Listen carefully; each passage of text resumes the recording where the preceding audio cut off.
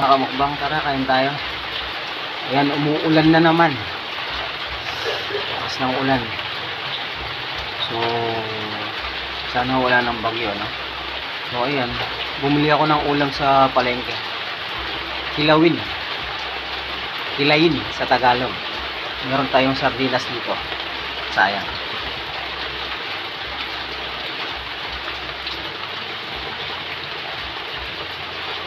Shit.